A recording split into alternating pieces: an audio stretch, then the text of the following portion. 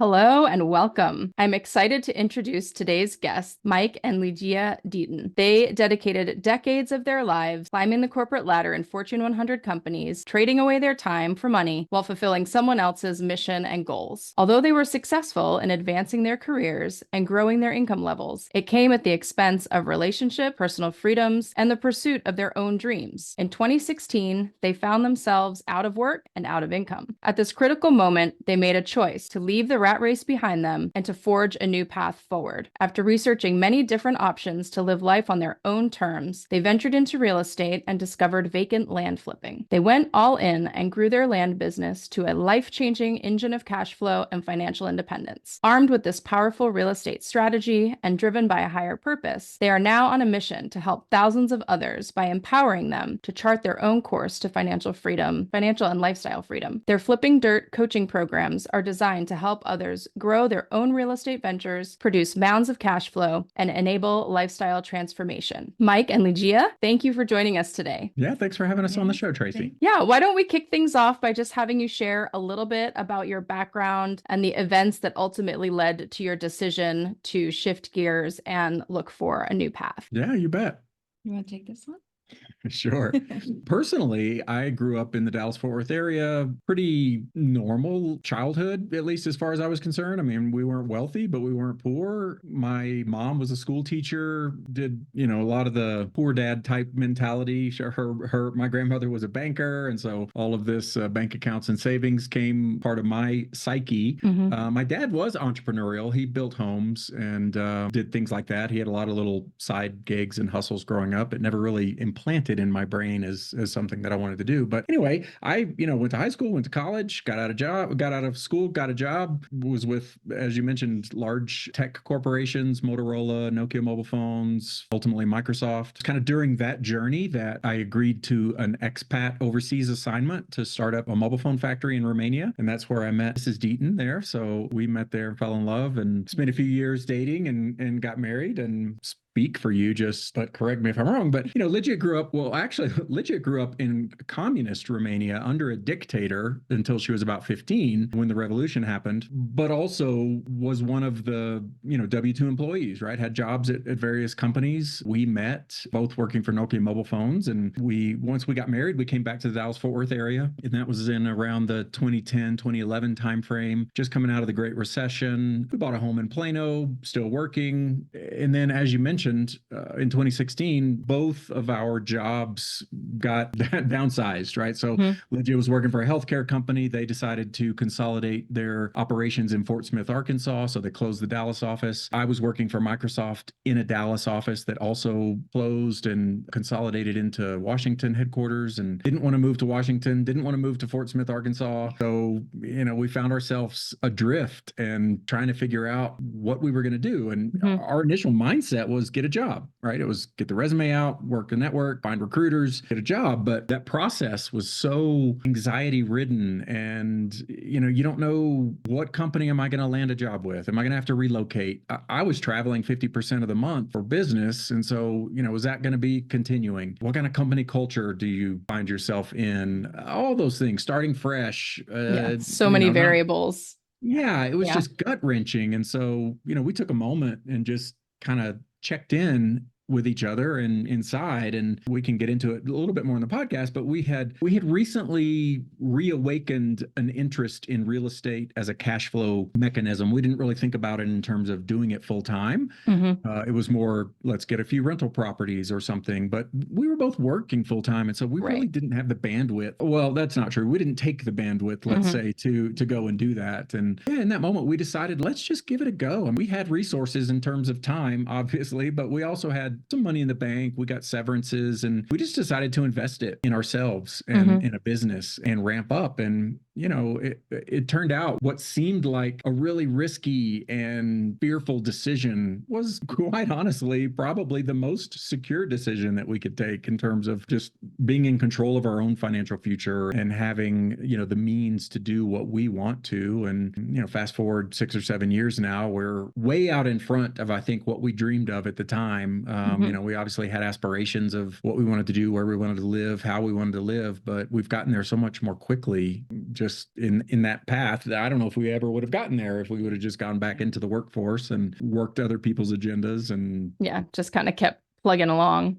yeah, it's all that. So, nutshell, that's kind of where we came from, and fast forward to where we are today. Awesome. Yeah, I love what you said about taking a chance on yourself. I think sometimes, it can be a very scary decision to make in that moment of, do I just go with the default, with the safe path forward and just find another job? But you go back to all of those same challenges, right? And so if you are, if you believe in yourself and you're willing to take that chance and make an investment in your own path forward, like you said, like what better option is there? Like you're not depending on anybody else. You're not waiting for the other shoe to drop and the next company to be like, oh, just kidding. We decided we're going to get rid of that, role. And you can really be in control of your own destiny. That's awesome. I dodged, I don't, dozens of layoffs throughout. I just was reading the news today and saw Google's announcing, more rounds of layoffs and other tech companies. And I made a post about it that I've been on both sides of the table. I've had so many conversations with people where I've had to look them in the eye and say, man, we're just, your job's going away.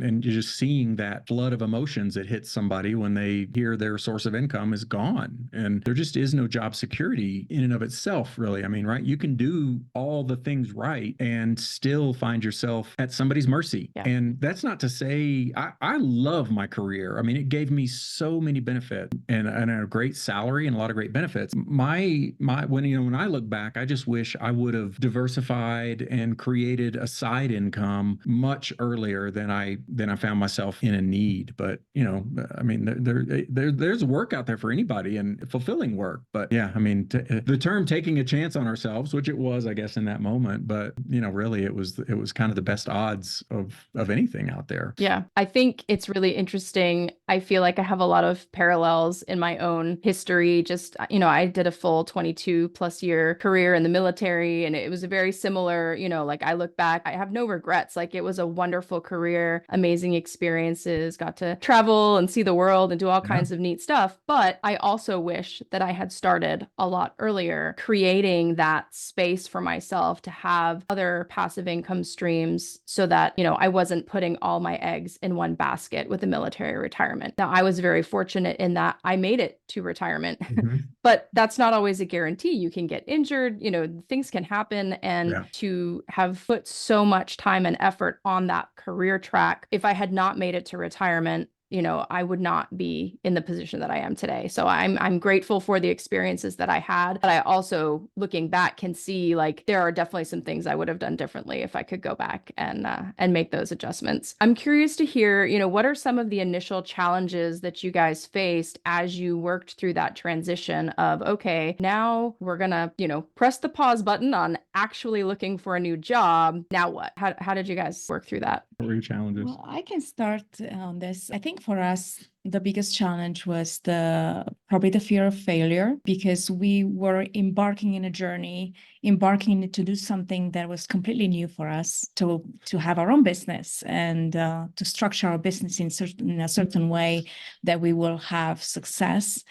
And that was probably the biggest challenge for us. And I remember talking with each other, what's the worst thing that can happen? And to really face that fear. We fail, it doesn't work. And then we go back to finding jobs, but at least we want to give it a try. Mhm. And personally, I, throughout the challenge, when we started our business, I had this chip on my shoulder because I'm coming from Romania. I have an accent, and our job whatever we wanted to do required to be good in sales and to talk to people. And I'm like, nobody's going to talk to me. Like, nobody's going to buy a property from me because I have an accent. And I had to really overcome that. But I think those two were the biggest ones for me, I would say. Yeah, very similar. I mean, we were in this together, and as a man and a stereotype of a provider and those kind of things, it was similar. Just okay, we're going to give this a go, but will it work? And like Ligia said, we did some exercises to, one, we really checked in with our values. We made sure we understood what are our values in life, and it's really about relationships and the type of people we are, and living life the way we wanted to live life, which was together, having adventures.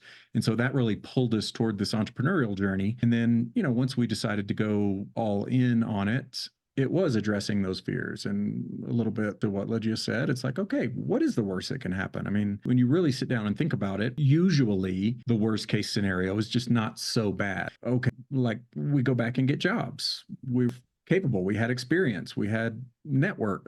In all probability, we were going to land a job if we had to go back and get it. Even if we didn't, okay, well, we have, we weren't going to spend all of the money that we had in the bank.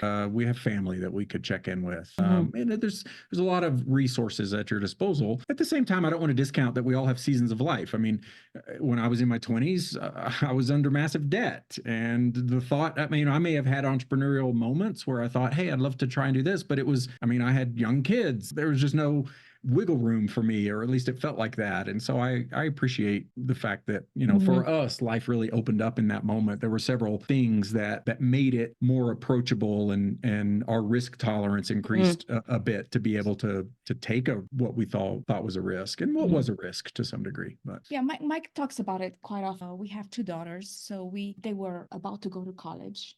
The oldest one was already in college and the youngest one was about to go. And we had money aside for them to cover their expenses in college. And we also decided to downsize a bit and to kind of reorganize our life. And I think our risk tolerance, as Mike said, was way higher and healthier in that point in life. And we also we were both in that transitional time where we were so fed up with our corporate environment. And the job security for us at that point was an illusion.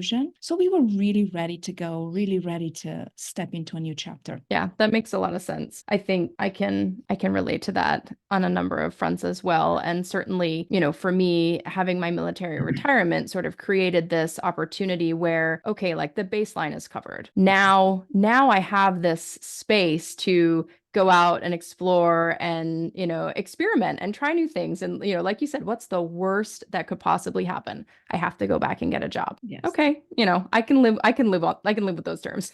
So I think that's such a really important and simple question that we can ask ourselves when we start coming up against that, like, oh no, but what if it doesn't work? Well, what if it does, like, then what? But if it doesn't, so you get another job, like, it's once we totally got doable.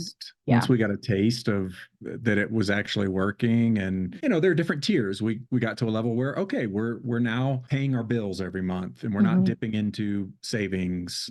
And then it was, okay, we're at a 6-figure salary, and then we replace our old salaries, and you get these moments where things really pull you rather than the fears that tend to push in that way. But you touched on, you kind of teased out a really great point, and something that I mentioned, like starting out from school. I don't see it as some grand conspiracy, but our society is set up in such a way that we are so pulled by this consumerism that just gets us into either debt or just where we're paying, we're month to month. And you don't have that safety net. Like, for us, we're that way today. Like, we now have built up more passive type of income, and we do a lot of owner financing with our land, and so it's kind of like a rental payment, but we have a certain amount of money. If we didn't work a day this year, we would still have money coming in. But what that does is it enables us to go pursue other things, right? We can grow and scale our business. We can start a different business. We can invest over here. And, exactly what you mentioned, having a little pension or some amount of income coming in just opens so many doors. And if you can, at the same time, keep your expenses in check to where have to necessarily stress. I look back on my late 20s and early 30s where you go to the grocery store and you hope your debit card's going to make it through it's like, oh, Jesus. And it closes you down so much, really. Can't even think about, if your basic needs are barely getting met or not getting met, you can't really think about visioning other aspects of life. Right. I really love what you mentioned too about downsizing kind of as you went into this new phase of life. And I think we did something very similar as I was approaching retirement, because, I spent my entire career from the time I joined when I was 20, every time I moved, every new duty station, I got a bigger apartment, less roommates, more stuff for just me, right? More space, collecting all these interesting things from my travels,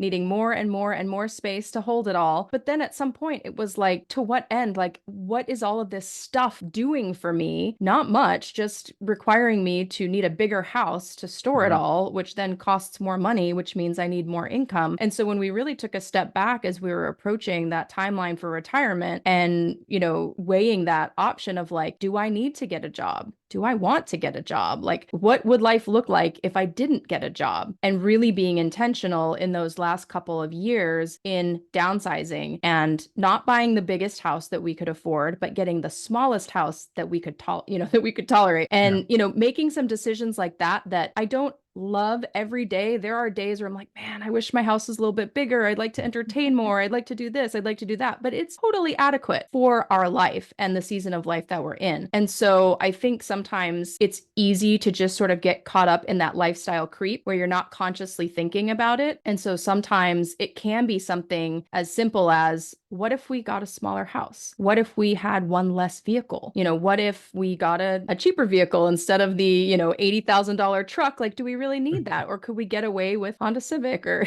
whatever? Yeah. Like, there's all these different trade-offs out there that I think sometimes we just don't even think about because we're just kind of going with the motions, right? And so I think it's really important to highlight that there are decisions like that you can make along the way where you can truly sort of reposition yourself and what you need for cash flow in order to, to meet your lifestyle demands. Yeah, give yourself some degrees of freedom. We did all the, we had a 3 or 4 bedroom home in Plano with a pool and a large yard. And yeah, we sold all that. We downsized. We got a townhome. We rented for a few years. Our family was like, you guys are crazy. How can you go from a home to renting? You have to get a home.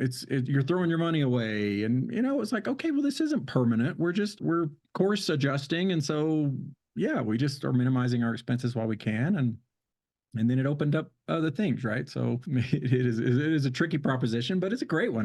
Having what I say, degrees of freedom, having that little bit of space to be able to make a decision or adjust is our youngest daughter. She's 24, just kind of starting out, right? She went from an efficiency apartment to a 1-bedroom apartment, and her rent, has jumped, and now she wants a new car, but she also wants a different life, and so she's trapped and just, I want a different job, but I don't have, how can I can't even afford a month gap in my pay, and it just, you can already see the walls kind of closing in a little bit, and just that. Well, I really believe consumerism is such a trap because you can make more money, but you can also find ways to spend more money.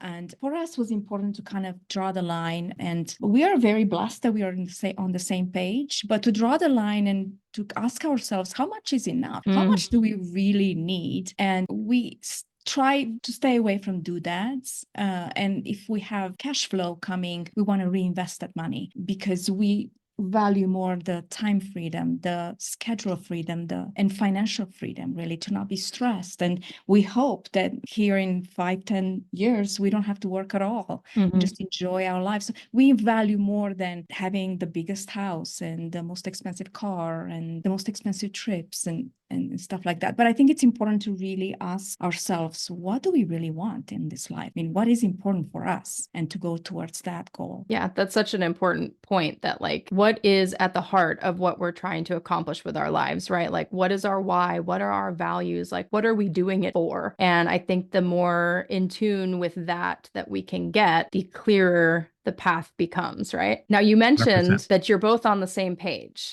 So I'm curious to know, like, have you always naturally been on the same page, or especially as you were kind of initially going through this decision-making process, like, was one of you further down the path than the other one and, had to kind of bring the other one along, or how did you guys work through that? Yeah, so it's a broad statement. I think just maybe to finally define what you were saying, but, as far as being on the same page in terms of spending habits, we're neither one of us extravagant spenders. Like I don't need a lot of material things, clothes, gadgets, or whatever. So that it's not a big driver for me. I'd rather have money in the bank, which, I don't want it theoretically in the real bank, but I'd like accessible liquid money that gives me a bit of a safety net. There we differ a little bit because Ligia comes from a different background than I have, where she grew up with less, and she's a little more comfortable with a thinner safety margin, let's say, than mine. And so, there have been some, I won't necessarily say those are misalignments. They're just differences, but they're not in a day-to-day way. But yeah, largely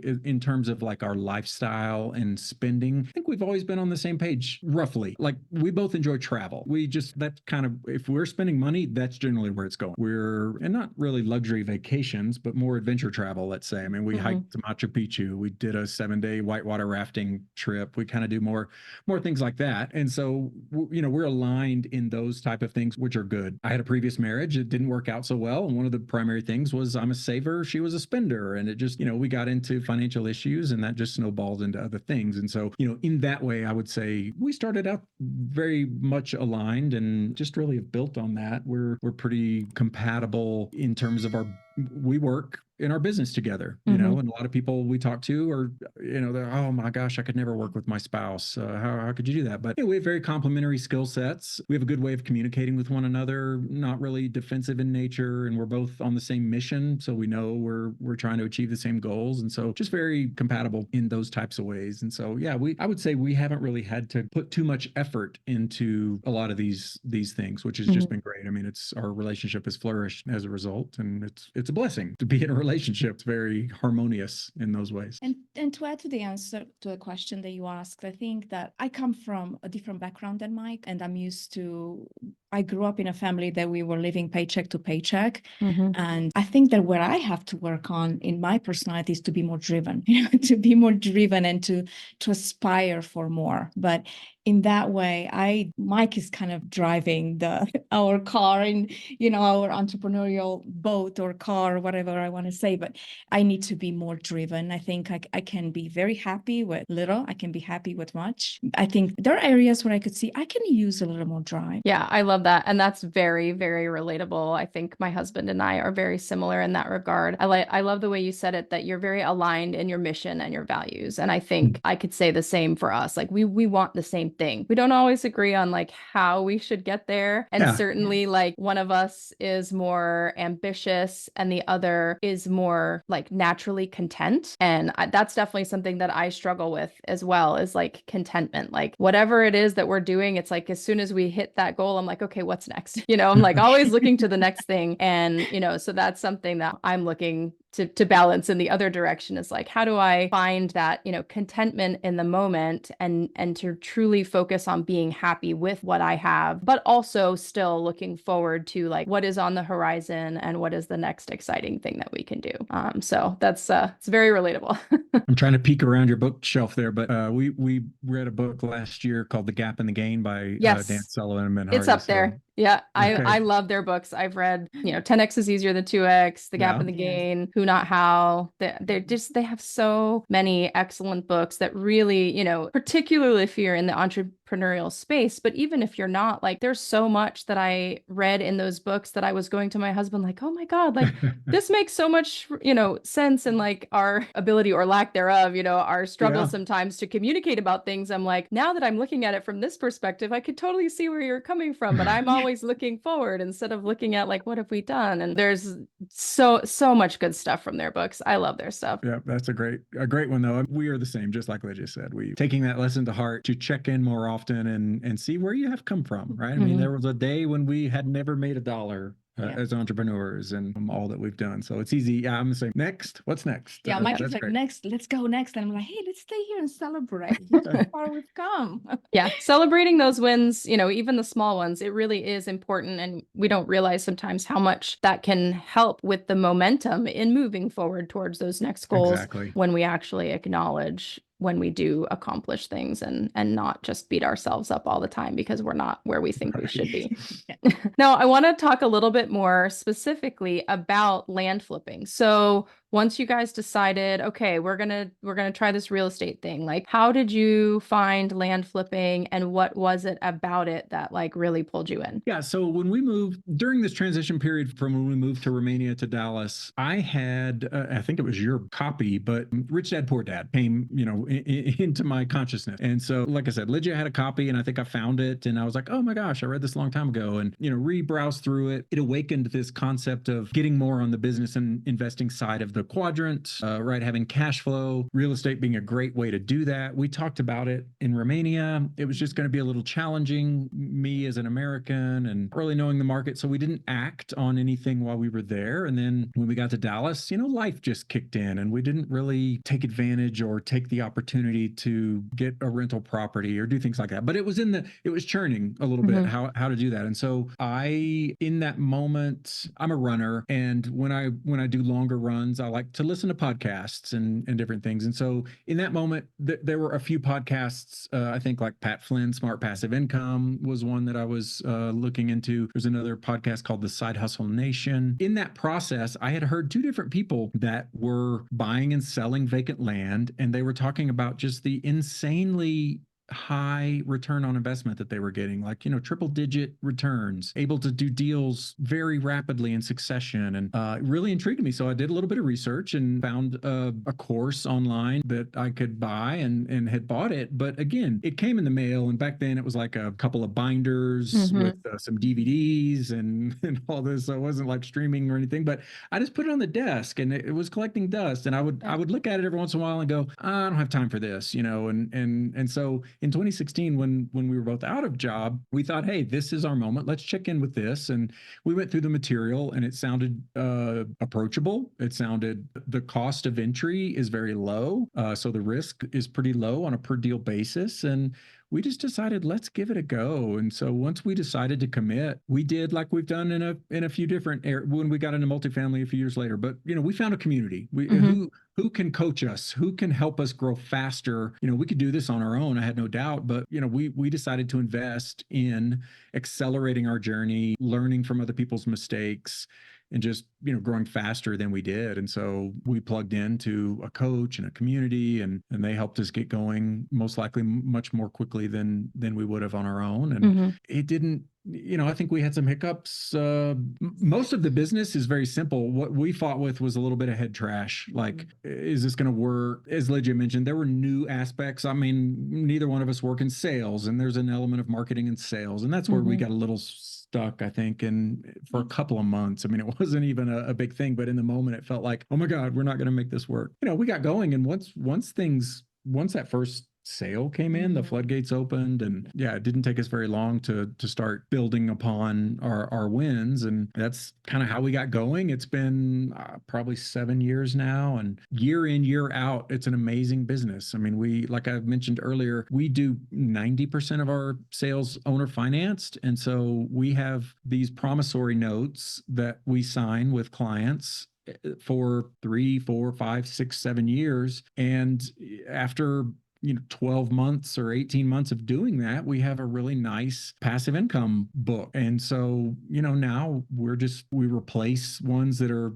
we're just kind of constantly in sales mode, and it builds in momentum. And so last year we had a cash heavy year. It seemed like we had a lot of deals that people wanted to close with cash. And so, we had a lot of income that we were able to reinvest in the business and do things there. And we've had dozens of people ask us to help, or how we do what we do and what we do. And so last year actually 2 years ago, we decided to put a course together, and last year we launched it, and we've coached a good number of people, and it's just amazing. It's a great way to give back. It's really super rewarding. When we started on our entrepreneurial journey, I was working at a kind of a high level in the company, so I had teams under me, and one of the aspects that always really juiced me in my corporate career was coaching my team and watching them grow and helping them advance and those kind of things. And so for me, it's a need almost that I have to fulfill, just of helping people give back. And this is an awesome way to do it, because as transformational as it was for us, it's that and more for our clients. I mean, it's just,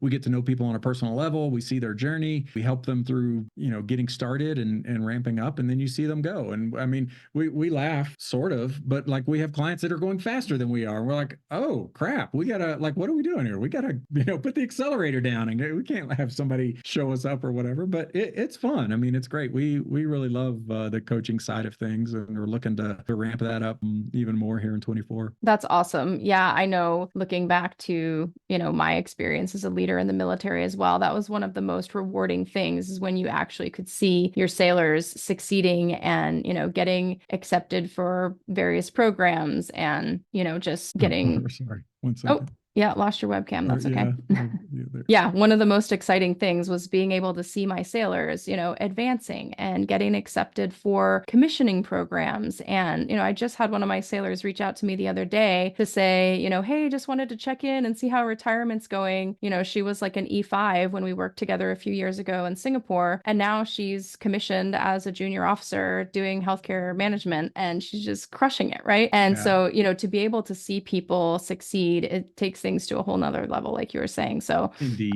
that's awesome. Can you tell us a little bit about, like what are some of the key insights or skills that you guys talk about within your course that your students are learning about? Yeah, I mean, our course, and so when we started, people were asking us, and we kind of had this idea, and we thought maybe we should do a coaching program. Well, there's a few out there. Mm-hmm. And so, as with any business, we wanted to think through what would we bring that's unique to the table, or that we could do differently or better. Mm-hmm. And when we went through our journey, the nuts and bolts of the business, it's pretty easy. I mean, you learn the language, you learn the processes, and you deploy the processes. It's pretty easy. It's really, in the dozens of people that we've talked to and networked with, it's that head game, the mindset, those things that trip you up in terms of your limiting beliefs, or simple things like a money story that you may have that holds you back or whatever. And so when we went through our learning journey, we did not get any type of soft skill support, or nobody was checking in and going, hey, are you struggling somewhere?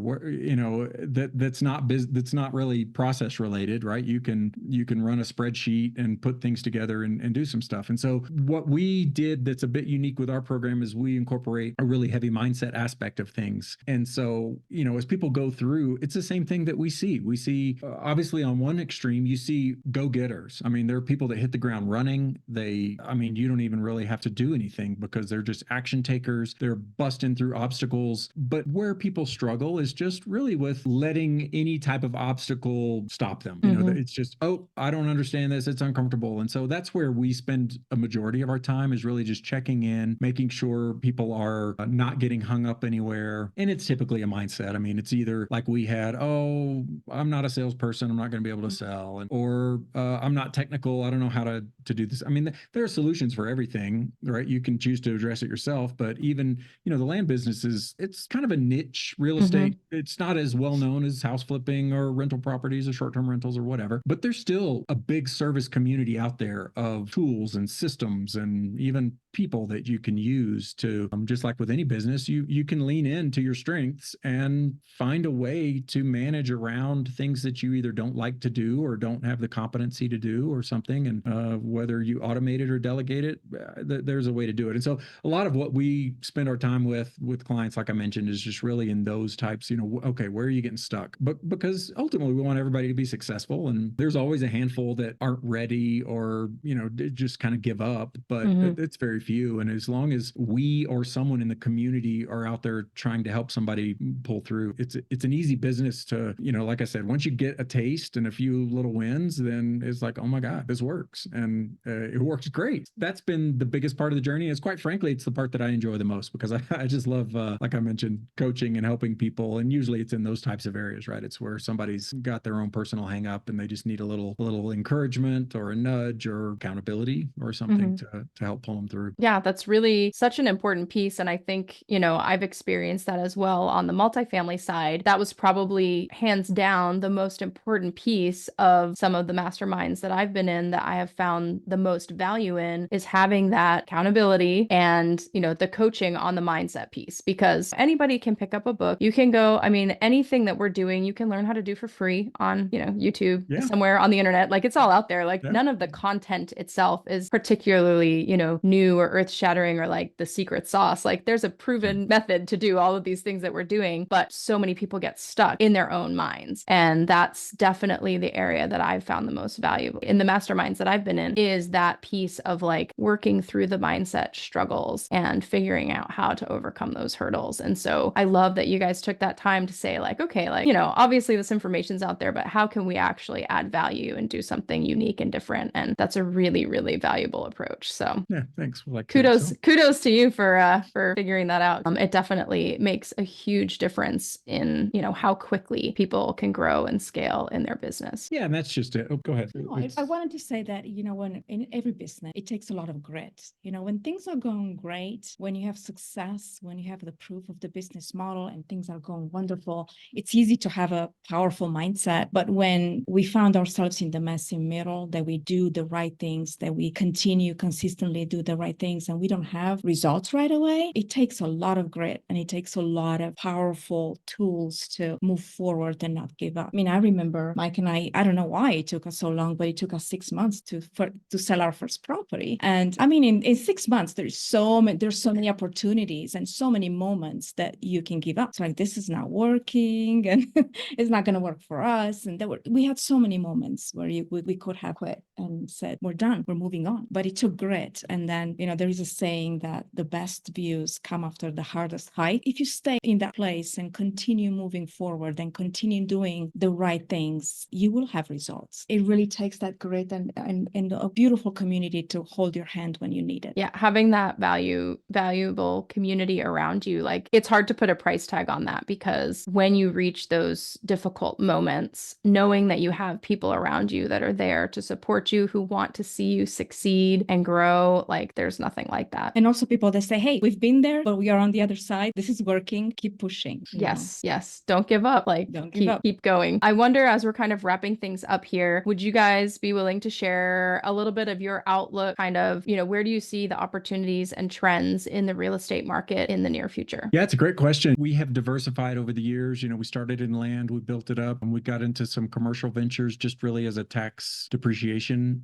benefit, as well as diversification. We've been talking about it. We were on the sidelines a lot of 2023, as a lot of people, just because the lending terms were not really good, and property values were still kind of historically based in terms of a lot of owners. But land for us has been tried and true. We through ups and downs, it seems like it's really stable. It's a great business also because when times are hard, we buy a lot more properties because there's distress in the market, and people are a little more willing to let go and sell properties just to do other things with their money. When times are really good, then sales seem to pick up a lot more. But it also happened, coronavirus came and we were expecting really to shutter everything and go into defensive posture, and sales went through the roof. I mean, we sold everything we had. So, land for us is our cash cow. We're first and foremost on that. I do think, well, I don't have to think, there are a lot of multifamily distressed properties already hitting the market. There's a lot of syndication style deals where notes are coming due, right? They've been financed with bridge debt or need a refinance,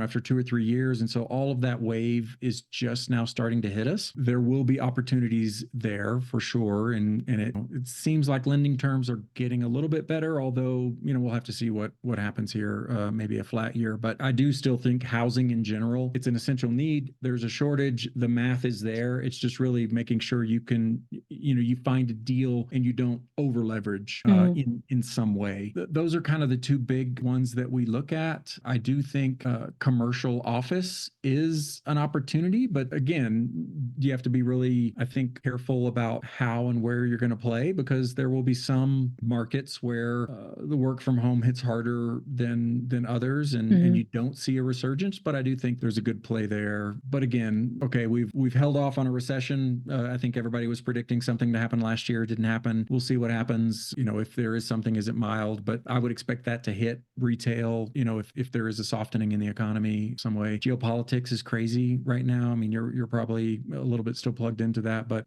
we seem to be entering a cycle where conflicts are spiking a bit, right? So we have the Ukraine, the Middle East. Now, I hear today Pakistan, Iran are playing around with one another. And so those things happen on cycles from what I've seen, at macro cycles. And it seems like we're kind of due. So, there's some things to watch for, but I do think housing in general is a great play. We're very interested in self-storage. We haven't explored it personally, but it's something that is top of our list of items to get into. I mean, like Ligia teased, personally for us, we're looking for, at this point in our lives, what type of businesses and or investments can we get into that are going to cash flow really long-term, forever or something, right? So we own outright an apartment building or small unit, storage facility, or even a business of sorts. I mean, that's, land right now we're flipping. We've done multifamily syndications. That's really flipping.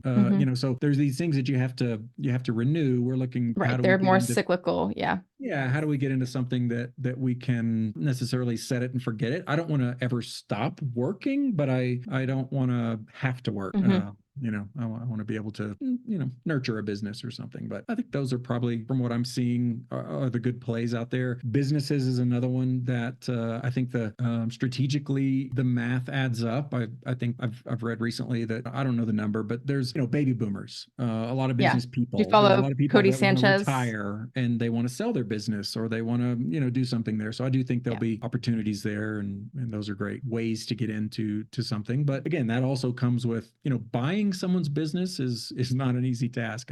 As with anything, you go in eyes wide open and learn as much as you can, and just try to do what resonates most with you. Yeah, I definitely think, besides all the real estate opportunities that you mentioned, I don't know if you guys follow Cody Sanchez at all on Instagram, but she talks a lot about buying businesses. And it's we sort of see the same thing on the multifamily side in a lot of respects, where you've got these baby boomers who have owned these properties for decades. And now that they're approaching the age where they need to retire, their kids have no interest in owning and managing an apartment building. And so they just want to sell it and, move on to something else. And it's the same thing with a lot of these small businesses where they're privately owned by an individual or maybe a small group of folks. They're ready to retire. They want out, and their heirs have no desire to take it over. And so if you're positioned and educated in what that looks like, the process is very similar to acquiring multifamily property. So there's a ton of opportunity there as well. It's definitely something that I'm interested in maybe in the future. I think right now I'm definitely still kind of focused on making sure that I learn all the ins and outs of multifamily and, get to some level of mastery with that before I start branching out into too many other things. But there's a ton of opportunity there as well. Yeah, we have a similar approach in that way. I mean, we try to avoid the shiny object syndrome and jump from thing to thing. And like you mentioned, get a bit of mastery before just moving on, unless we decide to get out and then move on to, it's very easy to get the jump from thing to thing today. Yes. Now, last question, would you be willing to share some actionable step that if people are interested in getting into real estate, maybe they've been on the sidelines, they've been watching for a while, what is something that they can do today to take action and start moving forward? I would suggest, depending on where people are in their journey, to plug into some kind of a community. There's so many, Facebook groups or masterminds even. I mean, paid. I'm a big fan. We both are of investing in yourself, and mastermind or coaching groups or things like that are really great ways to get depth of knowledge and to surround yourself with people that are in an area or an industry that you're interested in. And so it really has a powerful effect when you put yourself in a group of people and you see success stories and you see people doing it, and it compels you to act, I think, for most people anyway. But that would probably be my biggest tip or suggestion for somebody wanting to get started, provided they're not already plugged in. But it's just taking action. Really, I mean, there's no perfect action. I'm not often practicing what I'm preaching, but because I have a tendency to overanalyze and want to make the perfect first step. But a lot of times it's just about taking that first step and learning and adjusting. Absolutely. Ligia, do you have anything else you want to add? I really don't. I mean, I think everything was kind of covered, but yeah, I mean, it's like Mike said, plug into communities, learn as much as you can, and take actions when you think that it's time. I think we all have that inner insight and that inner gut instinct. Now it's my time. I now take action. It's important to educate yourself and to be plugged in. I love that. Yeah, the education is definitely important. You don't want to go just willy-nilly kind of throwing your money around, but get that baseline of education, and then don't get stuck on learning, start doing. And I think that's the biggest challenge most of us face. Is it's easy to get caught up in the learning and the reading the books and the listening to the podcasts and consuming all the content, but at some point you have to actually start putting those things that you're learning about into action. So and it's the only way to learn, actually. It's one thing to get knowledge and it's just store the information, and when you actually take action, it's totally different ball game. I mean, you have like a true workshop there when you take action, and you learn very differently. Absolutely. That experiential learning takes it to a whole nother level. Well, thank you both so much for sharing your story with us today. I really appreciate you sharing all of your experience and your insights and giving us a little glimpse into your land flipping and your flipping dirt coaching program. I'm definitely personally really excited to learn a little bit more about that as well. What is the best way for our guests to get in touch with you or follow your story if they'd like to continue with that? Yeah, so probably the best way is our website, flippingdirt.us/freedom. We have a landing page, and we've tried to do it just for this purpose. So you can get a little taste of how it works. We have our contact information. You can schedule an appointment if you want to talk more about it. I mean, it's really a launching pad into our universe, let's say. There's, you can follow our socials there, but flippingdirt.us/freedom is a good place. Awesome. Thank you again, Mike and Ligia, for joining us and sharing your wisdom with us today. We'll provide links for all of that in the show notes as well. And thank you to our wonderful listeners for tuning into this episode and being a part of this community. If you found value in this episode, please hit that subscribe button and leave us a review. Until next time, remember that your path to financial freedom and the life of your dreams might be closer than you think. Take that first step and explore your possibilities. Stay tuned for more insightful episodes. And again, thanks for listening.